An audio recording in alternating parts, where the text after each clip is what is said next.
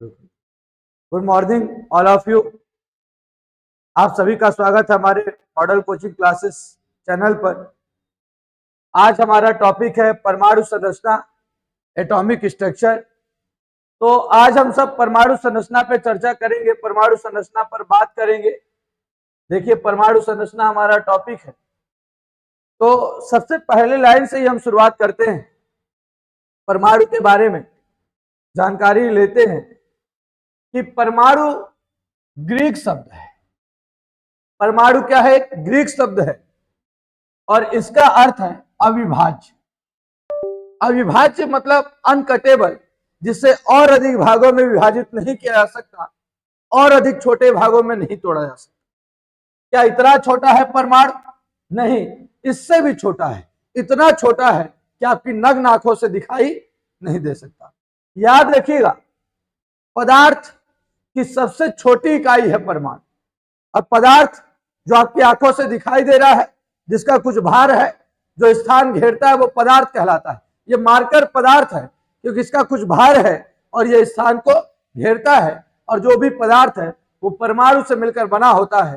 परमाणु ग्रीक भाषा का शब्द है और इसका अर्थ है अविभाज्य, अर्थात एक विशिष्ट कण जिसे आगे विभाजित नहीं किया जा सकता। जॉन डाल्टन के अनुसार सभी पदार्थ सूक्ष्मतम अविभाज्य कणों से मिलकर बने होते हैं, जिन्हें परमाणु कहते हैं।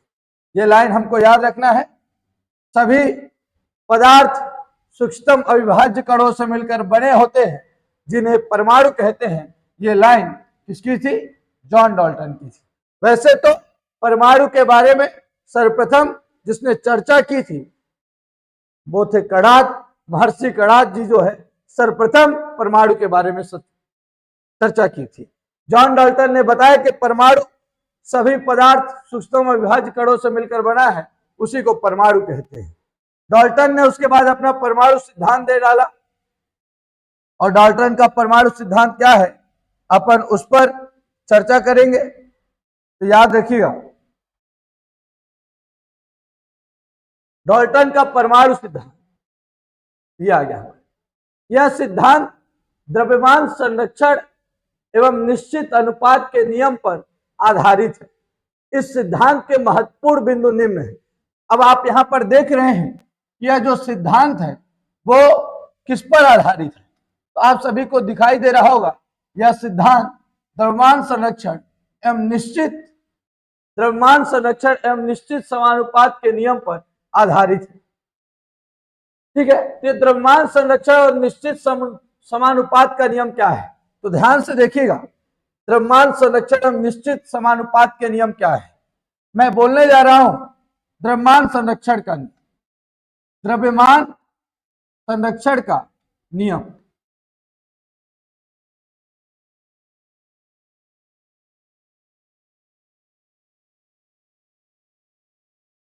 जब हम दो पदार्थों को आपस में क्रिया कराते हैं और उसके फलस्वरूप नया पदार्थ बनता है, तो जितना ही भार यहां पर दो पदार्थों का होगा, बनने वाले पदार्थ का भी भार या द्रव्यमान उसके बराबर होगा।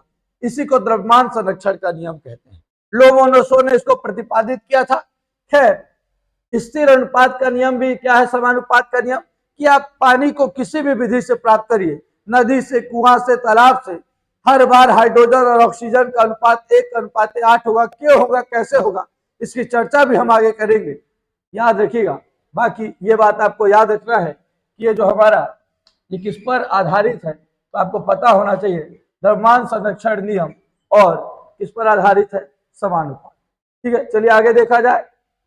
आगे चर्चा हम लोग करते हैं। प्रत्येक तत्व अत्यंत सूक्ष्म कणों से मिलकर बना होता है। यह जॉन डाल्टन के सिद्धांत का पहला लाइन। प्रत्येक तत्व अत्यंत सूक्ष्म कणों से मिलकर बना होता है, जिसे क्या कहते हैं? परमाणु कहते हैं। जैसे हाइड्रोजन एक तत्व है जो कि सूक्ष्मतम कणों से मिलकर बना होता है, उसी को हम क्या बोलते हैं? परमाणु कहते हैं। हीलियम भी परमाणुओं से मिलकर बना है, लिथियम भी परमाणुओं से मिलकर बना है, सोडियम भी परमाणुओं से मिलकर बना है। मतलब जितने भी तत्व हैं वो जिनसे मिलकर बने उसी को परमाणु कहते हैं। दूसरी बात, किसी निश्चित तत्व के परमाणु समान होते हैं लेकिन दूसरे तत्व के परमाणु से भिन्न होते हैं। जैसे हाइड्रोजन भी परमाणुओं से मिलकर बना है, तो हाइड्रोजन के ही परमाणु आपस में समान होंगे। हीलियम भी परमाणुओं से मिलकर बना है, लेकिन हीलियम के परमाणु हाइड्रोजन के परमाणु से भिन्न होंगे। मतलब एक ही तत्व के जो परमाणु होंगे वो क्या होंगे, परमाणु समान होंगे, ठीक है ना, लेकिन दूसरे तत्व के जो परमाणु से भिन्न होंगे। जैसे हाइड्रोजन के जो परमाणु हैं आपस में समान होंगे, लेकिन वही हीलियम तत्व के परमाणु से हाइड्रोजन के परमाणु भिन्न होंगे। ये दूसरा बात है। दूसरी बात। तीसरी बात है, प्रत्येक तत्व का परमाणु एक विशिष्ट कण है जो अभिलाक्षणिक द्रव्यमान रखता है, परंतु यह संरचना रहित होता है। कहने का तात्पर्य क्या है, हर एक तत्व के परमाणु के पास अपना एक द्रव्यमान होता है। जैसे हाइड्रोजन का द्रव्यमान 1 है, हीलियम का द्रव्यमान, इसके परमाणु का द्रव्यमान 4 है, लिथियम के परमाणु का द्रव्यमान 7 है। मैं परमाणु क्रमांक की बात नहीं कर रहा, उसके परमाणु का द्रव्यमान अलग अलग है। अब परमाणु का द्रव्यमान जो है अलग अलग है, मतलब हर एक तत्व के परमाणु का द्रव्यमान अलग अलग होगा, हाँ, परंतु यह संरचना रहित होता है। इतना छोटा द्रव्यमान होता है कि संरचना दे नहीं पाता है। परमाणु का द्रव्यमान इतना छोटा होता है, जैसे हाथी का द्रव्यमान देखिए बहुत ज्यादा है, चींटी का द्रव्यमान देखिए कम है, तो आप देख रहे हैं चींटी का द्रव्यमान कम है तो उसकी संरचना छोटी है, और हाथी का द्रव्यमान बहुत ज्यादा है तो उसकी संरचना बहुत बड़ी है। लेकिन यहां पर तत्वों के परमाणु द्रव्यमान में अंतर तो है, लेकिन एक बात याद रखना है कि इतना अंतर नहीं है कि संरचना अलग अलग हो पाए, है ना। परमाणु द्रव्यमान में अंतर है पर इतना अंतर नहीं है कि दोनों की संरचना अलग अलग हो पाए। चलिए खैर आगे बढ़ते हैं। आगे हमारा चौथा है, परमाणु अविनाशी होते हैं, उन्हें ना तो उत्पन्न किया जा सकता है और ना ही नष्ट किया जा सकता है। परमाणु को ना तो आप नष्ट कर सकते हैं और ना ही उत्पन्न कर सकते हैं, neither can be created nor can be destroyed. Atom को ना तो उत्पन्न किया जा सकता और ना ही नष्ट किया जा सकता है। अगली बात पे चलते हैं, क्या है पांचवा पॉइंट, तत्वों के परमाणु रासायनिक अभिक्रिया में भाग लेते हैं और अणु बनाते हैं। किसी भी तत्व का जो परमाणु होता है, तत्वों के जो परमाणु होते हैं, याद रखिएगा, किसी भी तत्व का जो परमाणु है वो अणु का निर्माण करता है। देखिएगा ये हमारे पास हाइड्रोजन एक परमाणु है, ये भी हाइड्रोजन एक परमाणु है, और परमाणु मिलकर के किसका निर्माण किया, अणु का, H2 का। हाइड्रोजन एक परमाणु है, ऑक्सीजन भी एक परमाणु है, मिलकर के किसका निर्माण किए, जल का, नहीं आया सोच, H2O2 का। मतलब कहने का तात्पर्य यह है कि जब परमाणु आपस में मिलते हैं तो अणु का निर्माण करते हैं। जॉन डाल्टन ने भी ये बात बताई। चलिए आगे देखा जाए, ठीक है। अब हम चर्चाएं आगे करते हैं।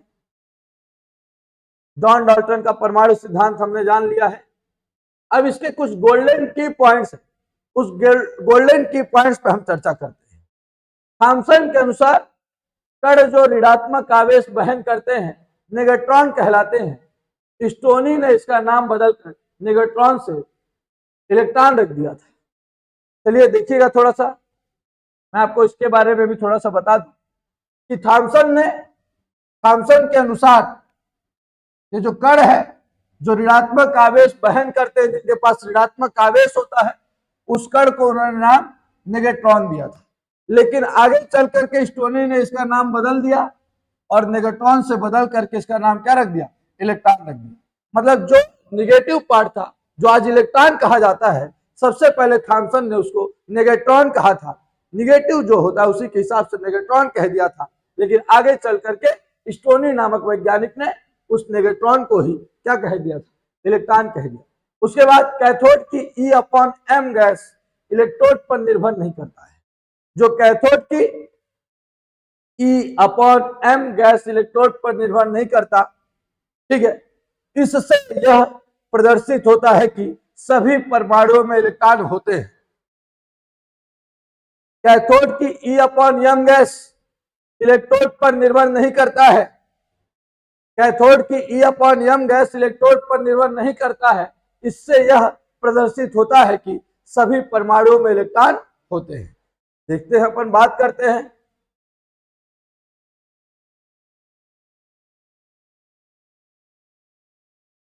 ठीक है,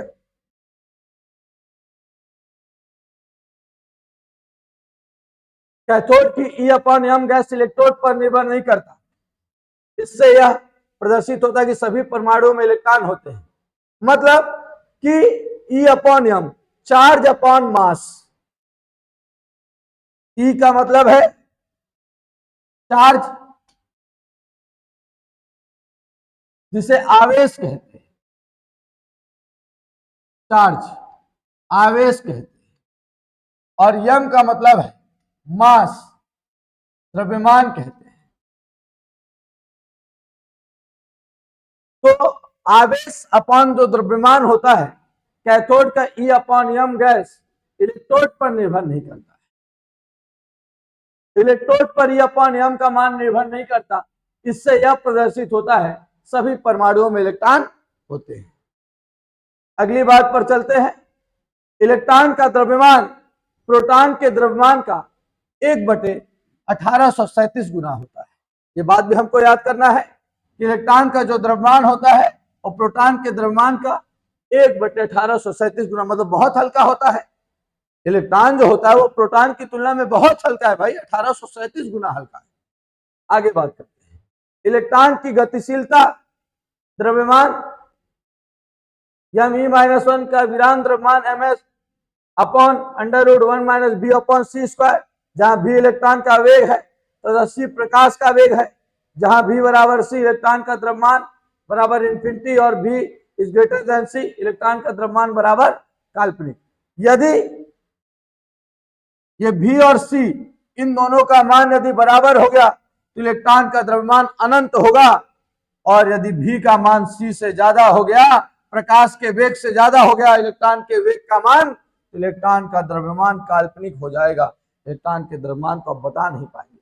तो प्रकाश के वेग से ज्यादा हो जाएगा तब ना, क्योंकि प्रकाश के वेग से ज्यादा नहीं होगा वो तो हमको पता है। फिर इलेक्ट्रॉन का द्रव्यमान 9.1 × 10⁻³ किलोग्राम, बहुत कम है। बाकी ये बता रहा है ये फॉर्मूला, यदि v और c का मान क्या हो जाए, बराबर हो जाए, ठीक ना, वेग, इलेक्ट्रॉन का वेग और प्रकाश का वेग यदि बराबर हो जाए तो इलेक्ट्रॉन का द्रव्यमान अनंत होगा, और यदि प्रकाश के वेग से यदि ज्यादा हो जाए तो फिर इलेक्ट्रॉन का द्रव्यमान काल्पनिक हो जाएगा, बता नहीं पाओगे इतना ज्यादा हो जाएगा। उसके बाद हम बात करने चलते हैं अगले पॉइंट पर। एनोड किरण प्रयोग में किरणों का निर्माण करने वाले कणों के E/m का मान विसर्जन नलिका में ली गई गैस की प्रकृति पर निर्भर करता है। ऊपर देखिए, कैथोड की E/m गैस इलेक्ट्रोड पर निर्भर नहीं करता। E/m गैस, कैथोड की E/m गैस इलेक्ट्रोड पर निर्भर नहीं करता, और यहां पर देखिए गैस की प्रकृति पर निर्भर करता है, अर्थात धनात्मक कण भिन्न भिन्न गैसों से भिन्न भिन्न होते हैं। एनोड किरणें जो होते हैं इसके E/m का मान अलग अलग होता है। कैथोड किरणें इलेक्ट्रॉन को ही कहते हैं और एनोड किरणें प्रोटॉन को कहते हैं। ठीक है, ये बात जरूर पॉइंट करना है। और प्रोटॉन का द्रव्यमान इसी से ज्ञात किया जाता है। आगे बढ़ते हैं, अगली चर्चा करते हैं। ठीक है, अगली चर्चा में हमारे पास परमाणु मॉडल आता है। परमाणु मॉडल, एटॉमिक मॉडल आ गया। पहला थॉमसन का परमाणु मॉडल 1904 में दिया गया। तो देखिए थॉमसन का जो परमाणु मॉडल था, थॉमसन ने सर्वप्रथम परमाणु का विस्तृत मॉडल प्रस्तुत किया। थॉमसन ने सर्वप्रथम परमाणु का विस्तृत मॉडल प्रस्तुत किया। सबसे पहले यदि किसी ने मॉडल दिया था तो थॉमसन ने दिया था। उसके बाद थॉमसन ने बताया कि परमाणु गोलाकार कण है जिसमें धनावेश सममित रूप से व्यवस्थित रहता है। थॉमसन ने दूसरी बात बताई कि परमाणु गोलाकार कण है जिसमें धनावेश सममित रूप से व्यवस्थित रहता है, जिसमें इलेक्ट्रॉन कुछ स्थानों पर उपस्थित होते हैं। ये देखिए, ये धनावेशित गोले को थॉमसन ने सर्वप्रथम परमाणु का विस्तृत मॉडल बताया और उन्होंने बताया कि परमाणु गोलाकार कण है, ये परमाणु एकदम गोल होता है, इसके अंदर इलेक्ट्रॉन वितरित होते हैं, ये बात इन्होंने बताया। उसके बाद परमाणु के इस मॉडल को प्लम पुडिंग मॉडल या इसी को रेजिन पुडिंग मॉडल या वाटर मेलन मॉडल कहते हैं। कारण ये था, तुलना कर दिया गया कि जिस तरीके से तरबूज में जो लाल फल होता है उसको कह दिया गया कि ना कि वो परमाणु का भाग है, और जो उसमें बीज होते हैं तरबूज के अंदर, वाटरमेलन के अंदर, उसमें जो है क्या होते हैं, इलेक्ट्रॉन की तरह ट्रीट करते हैं। अब इस मॉडल का दोष क्या था? इस मॉडल का महत्वपूर्ण दोष यह था कि द्रव्यमान को परमाणु में समान रूप से वितरित माना गया। ये माना गया कि जो द्रव्यमान है वो परमाणु में समान रूप से वितरित है, जो कि गलत बात है। ठीक है। उसके बाद यह परमाणु के स्थायित्व को नहीं समझाता है, परमाणु के स्थायित्व के बारे में चर्चा नहीं करता है। यह इस परमाणु मॉडल की, थॉमसन के परमाणु मॉडल की कमियां थी। आगे बात करते हैं थॉमसन के परमाणु मॉडल के बाद अब हम जिसकी चर्चा करने जा रहे हैं वो रदरफोर्ड का प्रकीर्णन है, स्कैटरिंग इफेक्ट है रदरफोर्ड का, उसके बारे में भी हम लोग चर्चा करेंगे। तो चलिए रदरफोर्ड का प्रकीर्णन प्रयोग देखने जा रहे हैं। रदरफोर्ड ने बताया कि रदरफोर्ड ने एक सोने की पतली पन्नी ली थी और सोने की पतली पन्नी लेने के बाद उस पर अल्फा कणों की बौछार की थी। अल्फा किरणों की बौछार की, अल्फा जो कि धनावेशित कण है, अल्फा कैसा कण है, धनावेशित कण है, उसका बौछार किया सोने की पतली पन्नी पर।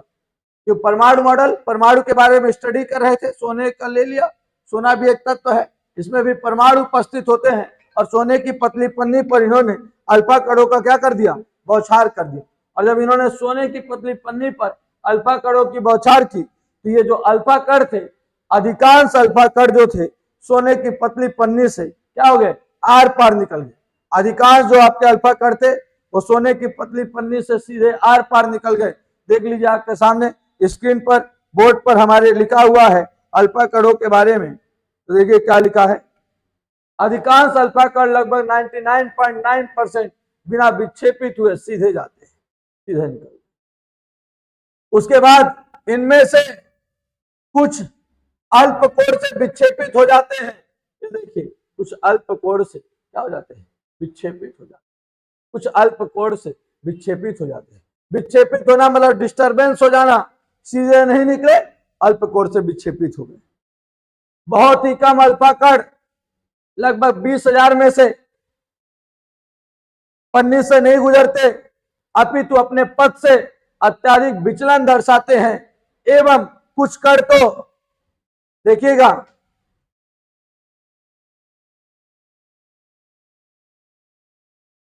बहुत ही कम अल्फा कण लगभग 20,000 में से एक पन्नी से नहीं गुजरते, अपितु अपने पथ से अत्याधिक विचलन दर्शाते हैं। एवं कुछ कण तो वापस उसी दिशा में पुनः लौट जाते हैं जहां से वो आए थे, अर्थात वे 180 से विक्षेपित हुए। निष्कर्ष क्या निकला, अधिकांश अल्फा कण धातु पन्नी से बिना विक्षेपित हुए सीधे गुजरते हैं। इसका अर्थ यह है कि परमाणु में अधिकांश खाली स्थान उपस्थित होता है। ये परमाणु है,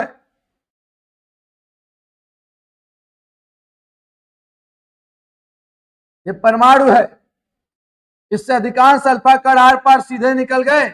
इससे यह पता चलता है कि परमाणु का अधिकांश भाग क्या है, खोखला होता है, होलो सरफेस होता है, इसीलिए वो बिना विक्षेपित हुए निकल। उसके बाद बहुत ही कम अल्फा कण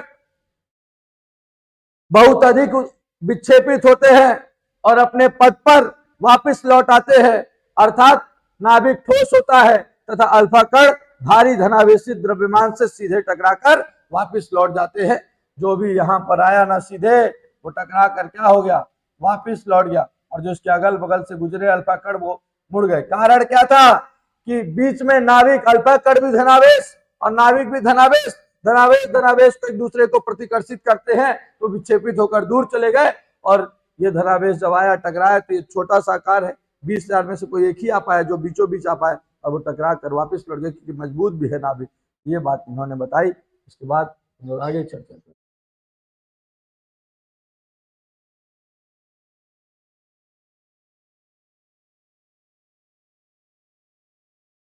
चलिए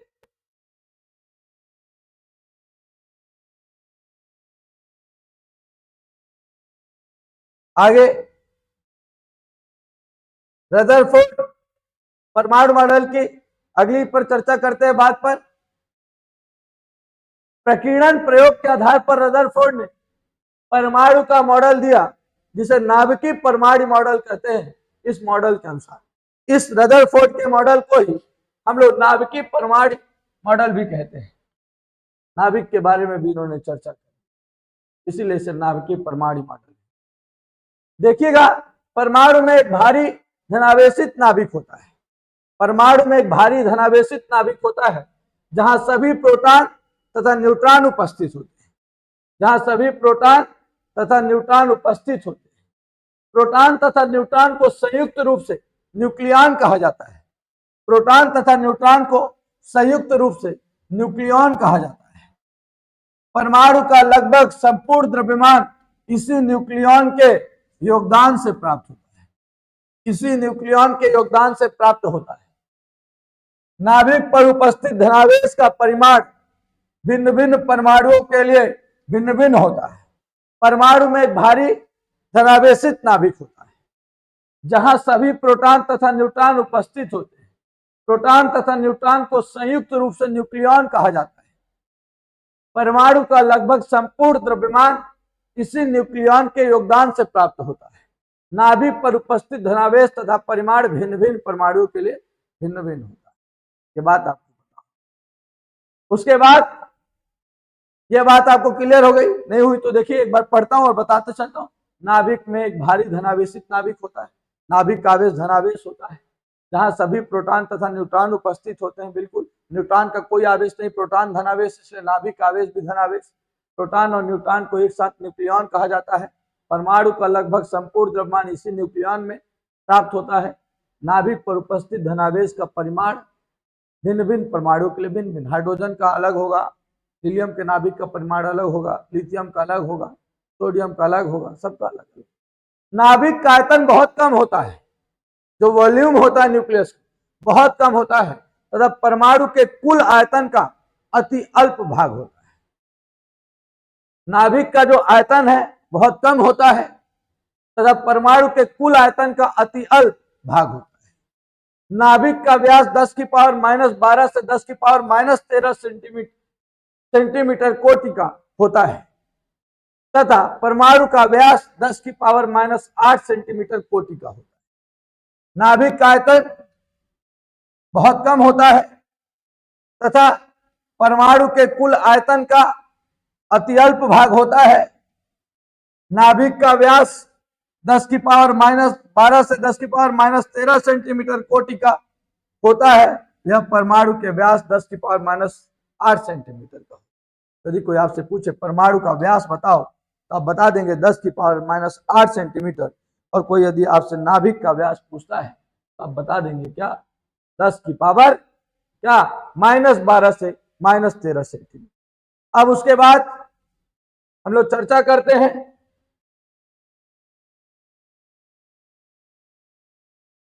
तीसरा, नाभिक के चारों ओर का खाली स्थान बाह्य नाभिकीय भाग कहलाता है। कुछ नाभिक में इलेक्ट्रॉन उपस्थित रहते हैं। इस भाग में, सॉरी, नाभिक में कहा इलेक्ट्रॉन उपस्थित हो, इस भाग में इलेक्ट्रॉन उपस्थित रहते हैं, जो खाली स्थान है नाभिक के बाहर का। परमाणु में इलेक्ट्रॉन की संख्या हमेशा नाभिक में उपस्थित प्रोटॉन की संख्या के बराबर होती है। परमाणु का नाभिकीय भाग परमाणु के द्रव्यमान के लिए उत्तरदायी होता है, तथा नाभिक के बाहर का भाग उसके आयतन के लिए उत्तरदायी होता है। परमाणु का आयतन नाभिक के आयतन का 10 की पावर 15 गुना होता है। अक्सर जो है परमाणु का आयतन नाभिक के आयतन का 10 की पावर 15 गुना होता है। उसके बाद इलेक्ट्रॉन नाभिक के चारों ओर बंद कक्षाओं में उच्च वेग से चक्कर लगाते हैं, और इलेक्ट्रॉन एवं नाभिक के मध्य लगने वाला आकर्षण बल इलेक्ट्रॉन पर लगने वाले अपकेंद्र बल द्वारा संतुलित किया जाता है। इलेक्ट्रॉन जो है नाभिक के चारों ओर बंद कक्षाओं में उच्च वेग से चक्कर लगाते हैं, मतलब तेजी से चक्कर लगाते हैं, और इलेक्ट्रॉन एवं नाभिक के मध्य लगने वाला आकर्षण बल इलेक्ट्रॉन पर लगने वाले अपकेंद्र बल द्वारा संतुलित किया जाता है।